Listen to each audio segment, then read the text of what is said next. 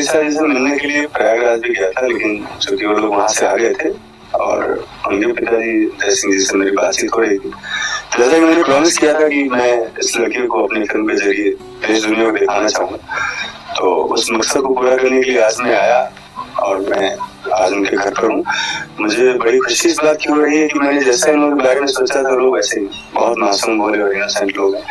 तो मेरी बड़ी जिम्मेदारी बनती है कि इस परिवार का एक सदस्य जैसा मैं भी अपने आप को महसूस कर रहा हूँ और मैं उसका फ्यूचर अच्छे मुकाम पर लेकर जाऊँ, क्योंकि सारे लोगों के सपने हैं, बंजारा समुदाय के लोगों के सपने हैं और एक बड़ी जिम्मेदारी है। मैं अपनी फिल्म के जरिए उसको लॉन्च करने जा रहा हूँ और मैं चाहूंगा कि उसका करियर बहुत आगे जाए। মোনালিসার স্বপ্ন পূরণ। এবার বলিউডের ছবিতে লিড রোলে মহাকুম্ভের viral girl. Hi everyone, welcome back to my channel Anjana Banerjee blogs. বন্ধুরা, তোমাদের সকলকে আমার এই ছোট্ট ইউটিউব চ্যানেলে স্বাগত জানাই। নীল এবং কটা চোখ, সুন্দর মুখ, মিষ্টি হাসি এবং মহাকুম্ভে যাত্রা, এই তিনেই ভাগ্য ফিরল ভাইরাল রুদ্রাক্ষ বিক্রেতা মোনালিসা ভোঁসলের। স্বপ্নেও যা ভাবেননি তাই এবার সত্যি হতে চলেছে তার জীবনে। ক্যামেরার ফ্ল্যাশ আর অনুরাগীদের আবদারে ইতিমধ্যেই প্রবল জনপ্রিয় মোনালিসা এবার তার বলিউডে আত্মপ্রকাশ ঘটবে। পরিচালক সনোজ মিশ্রার দ্য ডায়েরি অফ মণিপুর ছবিতে অভিনয়ের জন্য ডাক পেয়েছেন মোনালিসা। পরিচালক সনোজ মিশ্রই এর আগে the diary of West Bengal পরিচালনা করেছিলেন। সেই পরিচালকই এবার নতুন কাস্ট করবেন মোনালিসাকে। আগামী ফেব্রুয়ারি মাসেই শুরু হচ্ছে ছবির শুটিং।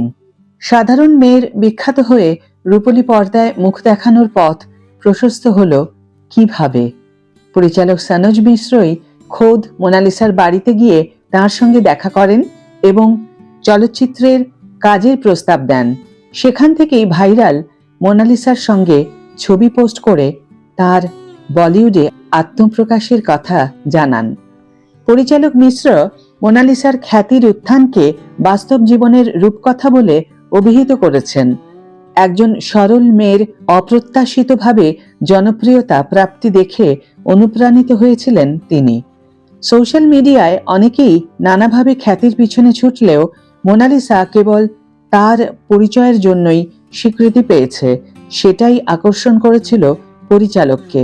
সনোজ মিশ্রের কথায় রিল এবং সোশ্যাল মিডিয়ায় খ্যাতি পেতে মানুষ সমস্ত সীমা অতিক্রম করছে, কিন্তু একজন সাধারণ মেয়ে পর্নোগ্রাফি ছাড়াই জনপ্রিয় হয়ে উঠছে।